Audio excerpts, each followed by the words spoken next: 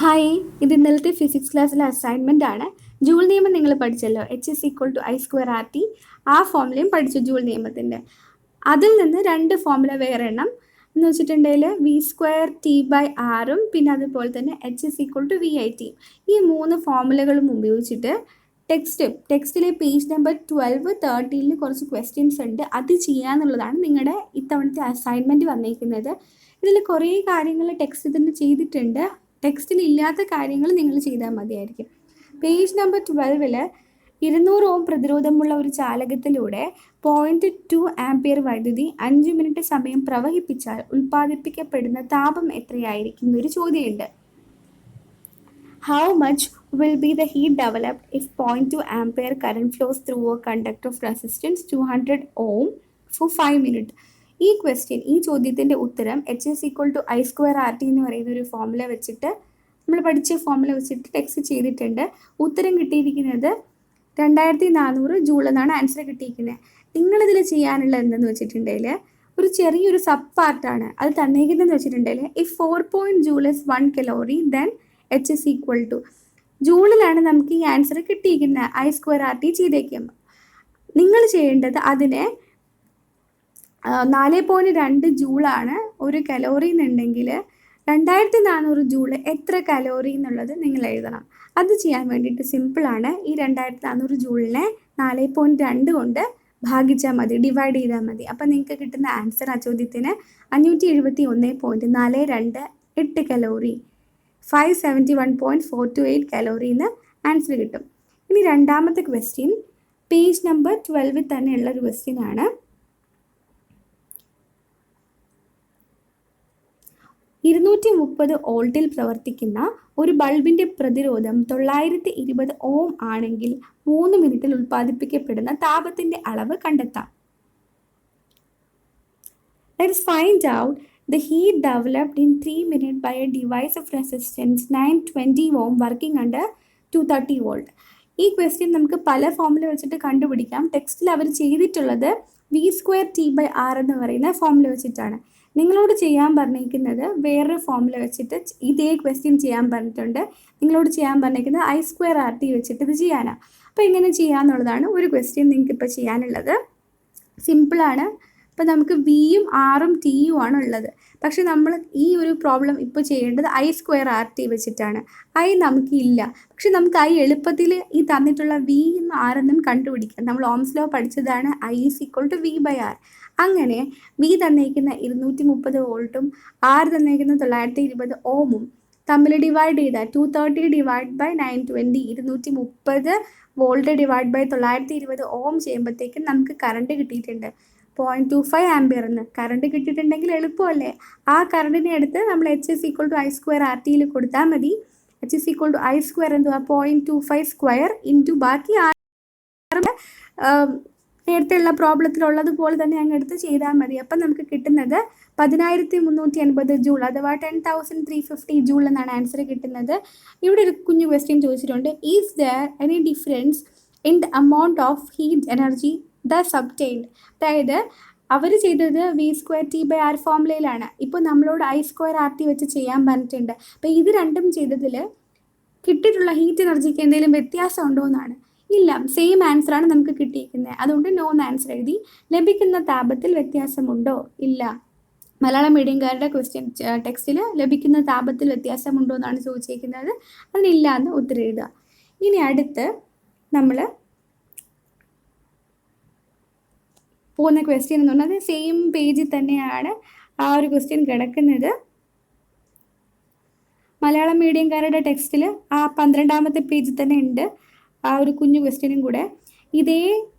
ഇതേ ചോദ്യം H=VIT എന്ന സമവാക്യം ഉപയോഗിച്ച് നിർദ്ധാരണം ചെയ്യുന്ന വിധം സയൻസ് ഡയറിയിൽ എഴുതുക എന്ന് മലയാളം മീഡിയംകാരുടെ ടെക്സ്റ്റിൽ പറയുന്നുണ്ട്. ഇംഗ്ലീഷ് മീഡിയംകാരുടെ ടെക്സ്റ്റിൽ പേജ് നമ്പർ 13 ഏറ്റവും മുകളിൽ ആയിട്ട് കൊടുത്തിട്ടുണ്ട് ഈ question. Note down in the science diary how this problem can be solve using the relation H=VIT. H=VIT എന്ന് പറയുന്നത് ഈ നമ്മളിപ്പോൾ ഓൾറെഡി രണ്ടെണ്ണം ചെയ്തിട്ടില്ലേ, അതല്ലാണ്ട് ഇനി ഒന്നും കൂടി ഉള്ളത് H=VIT എന്ന് പറയുന്ന ഒരു ഇക്വേഷനാണ്. അതിൽ ചെയ്യാനും നമുക്ക് വളരെ എളുപ്പമാണ്. നമുക്ക് ഓൾറെഡി തന്നിട്ടുള്ള ഡാറ്റ എന്താ തന്നിട്ടുള്ളത്? വോൾട്ടേജ് തന്നിട്ടുണ്ട്, റെസിസ്റ്റൻസ് തന്നിട്ടുണ്ട്, സമയം തന്നിട്ടുണ്ട്. ഇപ്പോൾ നമുക്കിവിടെ ഇല്ലാത്തത് കറണ്ടാണ്. അത് കണ്ടുപിടിക്കാൻ വേണ്ടിയിട്ട് വളരെ എളുപ്പമാണ്. നേരത്തെ പ്രോബ്ലം ചെയ്ത സമയത്ത് നമ്മൾ I²RT എങ്ങനെയാണ് കണ്ടുപിടിച്ചത്? V/R അല്ലേ? സെയിം മാനറിൽ ഇവിടെ V/R കൊടുത്തിട്ട് കറണ്ട് കണ്ടുപിടിക്കുക. നമുക്ക് 0.25 ആംപിയർ എന്ന് കിട്ടും. അതിനെടുത്ത് H = V/t എന്ന് പറഞ്ഞ ഇക്വേഷനിൽ കൊടുക്കാൻ എന്തെങ്കിലും പാടുണ്ടോ? ഇല്ലല്ലോ. കാരണം V നമുക്ക് തന്നിട്ടുണ്ട്, Tയും അറിയാം, I മാത്രമാണ് ഇതിൽ അറിയാണ്ടിരുന്നത്. അപ്പോൾ ആ Iയും കൂടെ കൊടുത്തപ്പോഴത്തേക്കും നമുക്ക് 10,380 ജൂൾ എന്ന് കിട്ടി. നിങ്ങൾ മനസ്സിലാക്കേണ്ടത് ഇപ്പം 3 ഫോർമുലയുണ്ട്: I²RT, V²T/R, H = V/t. നമുക്ക് തന്നിട്ടുള്ള ക്വസ്റ്റ്യൻസ് എന്തൊക്കെയോ തന്നിട്ടുണ്ടായിരിക്കുമല്ലോ. ചിലപ്പോൾ റെസിസ്റ്റൻസ് തരാം, കറണ്ട് തരാം. അപ്പോൾ എന്താണ് തന്നേക്കുന്നതിനെ ബേസ് ചെയ്തിട്ട് ഇത് ഏത് ഫോർമുലയാണോ നിങ്ങൾക്ക് ഏറ്റവും എളുപ്പം ചെയ്യാനുള്ളത് അതെടുത്ത് ചെയ്യുക. ഒരു പർട്ടിക്കുലർ ഫോർമുല, ഒരു ഇന്ന മാർഗം ഉപയോഗിച്ച് തന്നെ ചെയ്യാമെന്ന് പറഞ്ഞിട്ടുണ്ടെങ്കിൽ ആ തരത്തിൽ തന്നെ ചെയ്യുക. ചിലപ്പോൾ എക്സാമിൽ ചോദിക്കാം. ചിലപ്പം പിന്നെ വേറൊരു കാര്യം ഇത് പറഞ്ഞപ്പോഴാണ് ഓർത്തത്, ഈ 3 റിലേഷൻഷിപ്പ് ഉണ്ടല്ലോ, I²RT, V²T/R, H = V/t. ഈ 3 റിലേഷൻഷിപ്പും എങ്ങനെയാണ് കിട്ടുന്നതെന്ന് നിങ്ങൾ നന്നായിട്ട് മനസ്സിലാക്കണം. അത് ഡെറിവ് ചെയ്ത് തന്നെ പഠിക്കണം കേട്ടോ. വളരെ സിമ്പിളല്ലേ? ഓംസ് ലോ വെച്ചിട്ടും പവറിൻ്റെ VI എന്ന് റിലേഷൻഷിപ്പ് വെച്ചിട്ടും ആ ഒരു ഇക്വേഷൻസ് ഉണ്ടാക്കി എടുത്തിരിക്കുന്നത്. അത് മനസ്സിലായിട്ടില്ല എന്നുണ്ടെങ്കിൽ എന്നോട് പറയാം കേട്ടോ, ഞാനത് പറഞ്ഞു തരാം നിങ്ങൾക്ക്. അതെപ്പോഴും എക്സാമിന് ചോദിക്കുന്നൊരു ക്വസ്റ്റ്യനാണ്. ഇനി അടുത്ത ക്വസ്റ്റ്യൻ എന്ന് പറയുന്നത് page number 13, page number 13 Let us calculate the heat developed when 3 ampere current flows through an electric iron box designed to work under 230 volt. Which equation will help us to solve the problem? Easily solve the problem എന്നാണ് ചോദിച്ചേക്കണത്. ഇതിൽ ഒരു പ്രശ്നമുണ്ട്. Malayalam മീഡിയംകാരുടെ question ഇങ്ങനെയാണ് വരുന്നത്: 230 വോൾട്ടിൽ പ്രവർത്തിക്കാൻ തയ്യാറാക്കിയ ഒരു ഇലക്ട്രിക് ഇസ്തിരിപ്പെട്ടിയിലൂടെ 3 ആംപിയർ വൈദ്യുതി അരമണിക്കൂർ പ്രവഹിപ്പിച്ചാൽ ഉൽപ്പാദിപ്പിക്കപ്പെടുന്ന താപത്തിൻ്റെ അളവ് ഏതാണെന്ന് കണക്കാക്കാം. എളുപ്പത്തിൽ ക്രിയ ചെയ്യാൻ സഹായിക്കുന്ന സമവാക്യം ഇതെന്ന് ചോദിച്ചിട്ടുണ്ട്. പക്ഷേ എന്താ പ്രശ്നം വെച്ചിട്ടുണ്ടെങ്കിൽ ഇംഗ്ലീഷ് മീഡിയംകാരുടെ ഇത് സെയിം ക്വസ്റ്റ്യൻ തന്നെയാണ് നിങ്ങൾക്ക് ചെയ്യാനുള്ളത്. ആ ഇംഗ്ലീഷ് മീഡിയംകാരുടെ ക്വസ്റ്റ്യനിൽ ഈ കറണ്ട് പാസ് ചെയ്യുന്ന സമയം എത്രയാണെന്ന് തന്നിട്ടില്ല. അത് മലയാളം മീഡിയംകാരുടെ ടെക്സ്റ്റിൽ തന്നിട്ടുള്ളൂ. അപ്പം ഇംഗ്ലീഷ് മീഡിയം കൂട്ടുകാർ ശ്രദ്ധിക്കുക. സമയം എന്ന് പറയുന്നത് ഈ ഒരു ക്വസ്റ്റ്യനിൽ ഹാഫ് അവർ ആണ്. അപ്പോഴത്തേക്കും അത് ഞാൻ നിങ്ങളുടെ ക്വസ്റ്റ്യൻ ഇവിടെ ഞാൻ എഴുതിയപ്പോഴത്തേക്ക് അത് മാറ്റിയിരുന്നു. Let us calculate the heat developed when 3 ampere current flows through an electric iron box designed to work under 230 volt for half an hour. അരമണിക്കൂർ സമയം വർക്ക് ചെയ്യുക. സമയം ഇല്ല എന്നുണ്ടെങ്കിൽ നമുക്കിത് ചെയ്യാൻ പറ്റില്ല കേട്ടോ. ഈ പ്രോബ്ലം ഏത് ഫോമിൽ വെച്ചിട്ടാണ് എളുപ്പം ഇത് ചെയ്യാൻ പറ്റുന്നതെന്ന് ചോദിച്ചിട്ടുണ്ട്. ഇതിൽ എന്തൊക്കെയാണ് നമുക്ക് തന്നിരിക്കുന്നത്? V ഉണ്ട്, 230 വോൾട്ട് വോൾട്ടേജ് തന്നിട്ടുണ്ട്, കറണ്ട് തന്നിട്ടുണ്ട്, സമയം തന്നിട്ടുണ്ട്. അപ്പോൾ അത് കാണുമ്പോൾ തന്നെ നമുക്ക് മനസ്സിലാകും H = V/t എന്ന് പറഞ്ഞൊരു ഫോമുല നമുക്കുണ്ട്. അതിൽ ഡയറക്റ്റ് ആയിട്ട് എടുത്ത് കൊടുക്കാമല്ലോ. അപ്പോൾ അതല്ലേ ഏറ്റവും എളുപ്പമായിട്ടുള്ള മാർഗ്ഗം നമുക്ക് കണ്ടുപിടിക്കാൻ വേണ്ടി. ചെയ്യുമ്പോൾ നമുക്ക് കിട്ടുന്നത്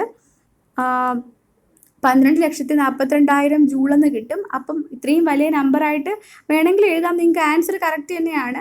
പക്ഷെ 1000 കൊണ്ട് ഭാഗിച്ചിട്ടുണ്ടെങ്കിൽ നമുക്ക് അതിനെ കിലോ ജൂളിൽ എഴുതാൻ പറ്റും. അതാകുമ്പോൾ ആൻസർ കുറച്ചുകൂടെ ചെറുതാവും. അതാകുമ്പോൾ 1242 കിലോ ജൂൾ എന്ന് ആൻസർ കിട്ടും. ഓക്കെ, അടുത്ത ക്വസ്റ്റ്യൻ. ഒരു ടേബിൾ തന്നിട്ടുണ്ട്.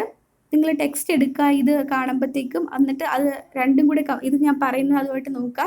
ഹീറ്റർ എയും ഹീറ്റർ ബി എന്ന് പറഞ്ഞിട്ട് 2 ഹീറ്റേഴ്സ് തന്നിട്ടുണ്ട്. ഓരോ ഹീറ്ററിൻ്റെയും പ്രവർത്തന വോൾട്ടത, പ്രതിരോധം, പ്രവർത്തിക്കുന്ന സമയം തന്നിട്ടുണ്ട്. ഓക്കെ, 2 ഹീറ്ററിൻ്റെയും working voltage, resistance, working time text തന്നിട്ടുണ്ട്. അതിനെ ബേസ് ചെയ്ത് ഉണ്ടായ ഹീറ്റും കണ്ടുപിടിച്ചിട്ടുണ്ട്. ആദ്യത്തെ ഹീറ്ററിനാണെങ്കിൽ 13,800 ജൂളും രണ്ടാമത്തെ ഹീറ്ററിന് 34,500 ജൂളുമാണ് ഹീറ്റ് ഉണ്ടായിരിക്കുന്നത്. അപ്പം ഈ തന്നിരിക്കുന്ന വിവരങ്ങളെ ആസ്പദമാക്കി കുറച്ച് ക്വസ്റ്റ്യൻസ് ആണ് ചോദിച്ചിരിക്കുന്നത്. First question: why does the heater having low resistance get heated more?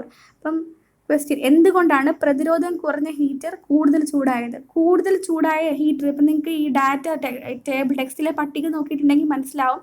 ഇതിൽ തന്നേക്കുന്ന ആദ്യത്തെ ഹീറ്ററിന് 1150 ഓം, രണ്ടാമത്തെ ഹീറ്ററിനാണെങ്കിൽ 460 ഓമുമാണ് റെസിസ്റ്റൻസ് അഥവാ പ്രതിരോധം ഉള്ളത്. അപ്പോൾ ക്വസ്റ്റ്യൻ എന്താണ് ചോദിച്ചിരിക്കുന്നത്? ഈ രണ്ടാമത്തെ ഹീറ്ററിന് 460 ഓമേ ഉള്ളൂ. അവിടെ പ്രതിരോധം, റെസിസ്റ്റൻസ് കുറവാണ്. അതാണ് കൂടുതൽ ഹീറ്റ് ആയത്. അതിൻ്റെ കാരണം എന്തെന്നാണ് ക്വസ്റ്റ്യൻ ചോദിച്ചിരിക്കുന്നത്. ആൻസർ എന്തെന്നാൽ it is because the intensity of current flowing through it is high. ഈ പ്രതിരോധം കുറഞ്ഞ ഹീറ്ററിൽ കൂടെ പോകുന്ന കറണ്ട് എന്ന് പറയുന്നത് വളരെ ഇൻറ്റൻസിറ്റി ഉള്ളതാണ്. അതിലൂടെ ഒഴുകിയ വൈദ്യുതിയുടെ തീവ്രത കൂടുതലായതിനാൽ. എന്തുകൊണ്ടാണ് അങ്ങനെ ഒഴുകുന്നതെന്ന് നിങ്ങൾക്ക് അറിയാമോ? പ്രതിരോധം കുറയുന്ന സമയത്ത് നമ്മുടെ കറണ്ടിന് കൂടുതൽ ഈസി ആയിട്ട് ഫ്ലോ ചെയ്യാൻ പറ്റും.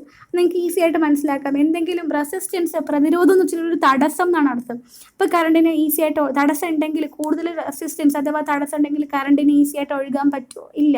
അപ്പോൾ ആദ്യത്തെ ഹീറ്ററിന് 1250 ഓം റെസിസ്റ്റൻസ് ഉണ്ട്, പ്രതിരോധമുണ്ട്. അപ്പോൾ അതിൽ കൂടെ കറണ്ട് ഒഴുകാൻ കഴിയുന്നത് രണ്ടാമത്തെ ഹീറ്ററിന് റെസിസ്റ്റൻസ് അഥവാ പ്രതിരോധം കുറവായതുകൊണ്ട് അതിലൊഴുകുന്നതിനെക്കാട്ടിലും വളരെ കുറവേ പറ്റുള്ളൂ ആദ്യത്തെ ഹീറ്ററിന്. ഓക്കെ,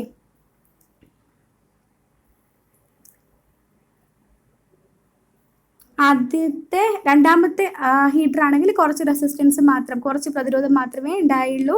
അതുകൊണ്ട് അതിൽ കൂടെ കൂടുതൽ കറണ്ട് ഒഴുകിയിട്ടുണ്ട്.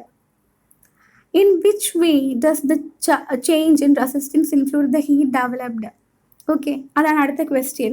പ്രതിരോധത്തിലെ മാറ്റം ഏത് രീതിയിലാണ് താപത്തെ ഇവിടെ സ്വാധീനിച്ചത്?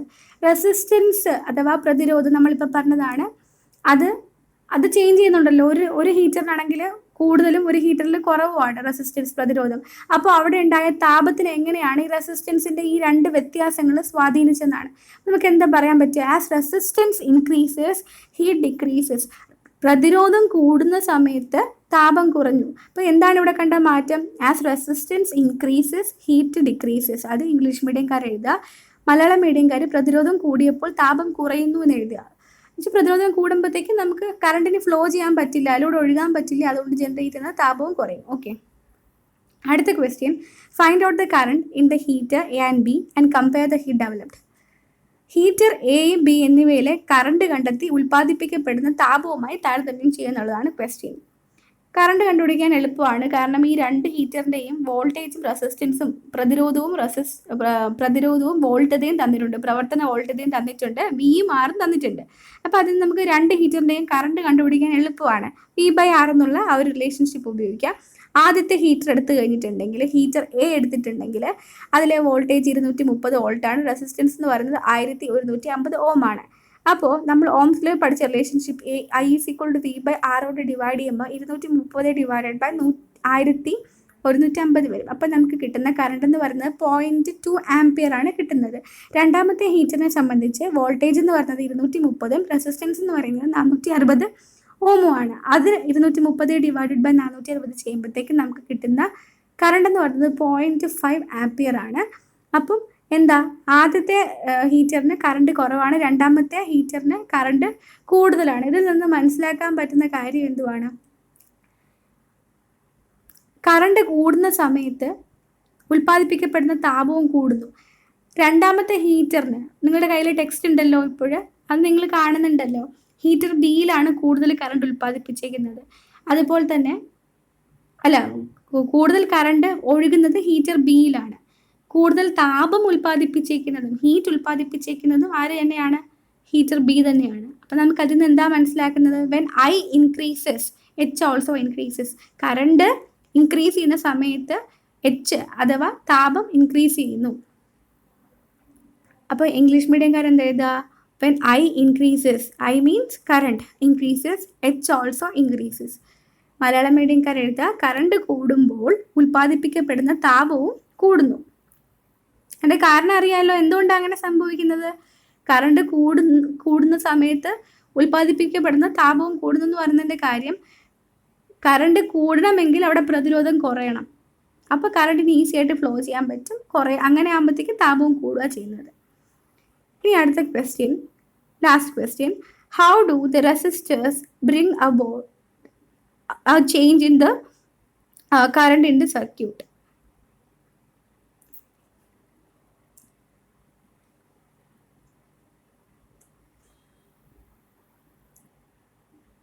പ്രതിരോധകങ്ങൾ ഒരു സർക്യൂട്ടിലെ കറണ്ടിന് മാറ്റം ഉണ്ടാക്കുന്നത് എങ്ങനെയാണ്? റെസിസ്റ്റേഴ്സ് എന്ന് പറയുന്നത് നിങ്ങൾ പഠിച്ചല്ലോ. പ്രതിരോധം ഉണ്ടാക്കാൻ വേണ്ടിയിട്ടാണ് ഈ സർക്യൂട്ടിൽ നമ്മൾ റെസിസ്റ്റേഴ്സ് ഉള്ളത്. പ്രതിരോധം റെസിസ്റ്റൻസ് അവർ പ്രൊവൈഡ് ചെയ്യുന്നുണ്ട്. അപ്പോൾ how do the resistors bring about A change in the current in the circuit? Resistors ഉണ്ടെങ്കിൽ എന്തായിരിക്കും? റെസിസ്റ്റൻസ് ഓഫർ ചെയ്യും, പ്രതിരോധം ഉണ്ടാക്കും. അപ്പോൾ എന്താ, as resistance increases I decreases. പ്രതിരോധം കൂടുന്ന സമയത്ത് കറണ്ട് കുറയും. As resistance increases I decreases. പ്രതിരോധം ആർ കൂടുമ്പോൾ കറണ്ട് ഐ കുറയുന്നു. നമ്മൾ ഒരു സർക്യൂട്ടിൽ പ്രതിരോധകങ്ങൾ അഥവാ റെസിസ്റ്റേഴ്സ് ഉപയോഗിച്ചിട്ടുണ്ടെങ്കിൽ അപ്പോൾ പ്രതിരോധം ആ സർക്യൂട്ടിൽ കൂടുതലായിരിക്കില്ലേ, റെസിസ്റ്റേഴ്സ്. ആ റെസിസ്റ്റേഴ്സിനെ ഉപയോഗിക്കുന്നതിനനുസരിച്ചിട്ട് ഓരോ റെസിസ്റ്റേഴ്സിനനുസരിച്ചിട്ട് നമ്മൾ ഉപയോഗിക്കുന്നത് ഏത് റെസിസ്റ്റർ ആണോ അതിന് തുല്യമായിട്ടുള്ള പ്രതിരോധം ആ ഒരു സർക്യൂട്ടിൽ ഉണ്ടാവും. ആ പ്രതിരോധം കൂടുന്ന സമയത്ത് കറണ്ട് കുറയാണ് ചെയ്യുന്നത്.